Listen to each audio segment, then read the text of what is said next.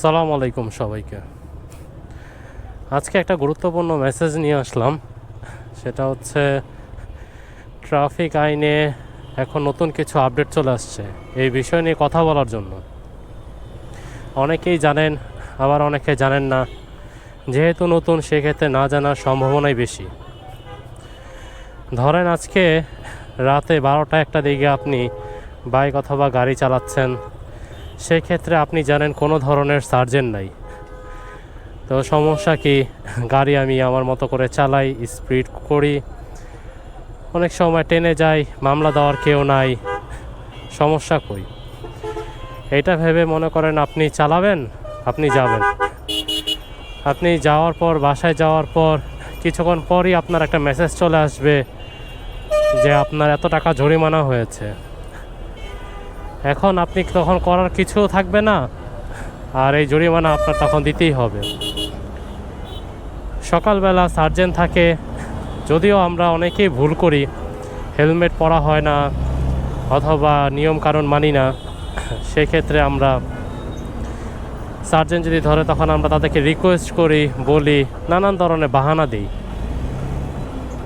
তো তারা হয়তো ছেড়ে দিল, কিন্তু এখন যে প্রযুক্তি বের করা হয়েছে সেটায় কোনো ছাড় নাই।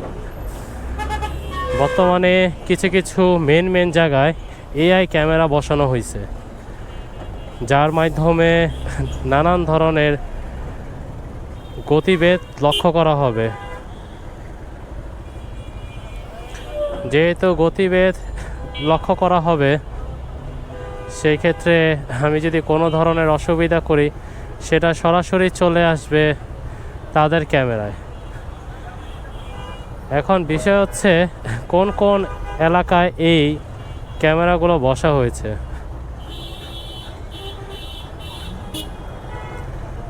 গাড়িটা বারবার ডানের দিকে চাপায় দিচ্ছে।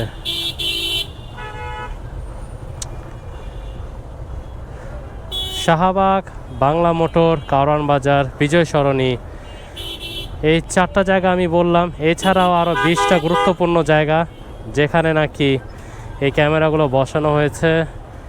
এবং যেসব কাজগুলো করলে আপনাদের এই মামলাগুলো হওয়ার সম্ভাবনা, তা হলো হেলমেট না পরে, হেলমেট সাধারণত পিলিয়নের অনেক সময় পরা হয় না, রাইডার পরে, সেটাও ধরবে।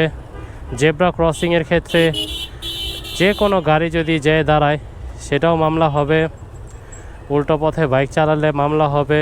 অনেকে ফুটপাতেও কিন্তু বাইক উঠানো হয়, যে শর্টে আমরা বের হই, সেজন্য ফুটপাতে উঠাই, সেক্ষেত্রেও ক্যামেরায় ধরবে, মামলা হবে। প্রাইভেট কারে যদি বেল্ট না পরে, সেক্ষেত্রে মামলা। ফোনে কথা বলে গাড়ি চালাইলে মামলা, অতিরিক্ত যাত্রী নিলে মামলা। এরকম করেই হলো নানান ধরনের মামলা দেওয়া হবে। সেই ক্ষেত্রে সিগন্যাল না মানলে সর্বোচ্চ মামলা আছে 5,000। এছাড়া আরও কিছু মামলা আছে 5,000, 10,000 করে। এখন বিষয় হচ্ছে, এই মামলাগুলো যখন আপনার মোবাইলে মেসেজে চলে আসবে, সেই ক্ষেত্রে কিন্তু তখন আপনার করার কিছু থাকবে না, তখন এটা পরিশোধ করতেই হবে। তো এখন বুঝে শুনে বাইক, গাড়ি চালানো উচিত, ধৈর্য নিয়ে। কারণ কখন কোন মামলা এআই ক্যামেরা ধরবে, এটা কারোই জানা নাই।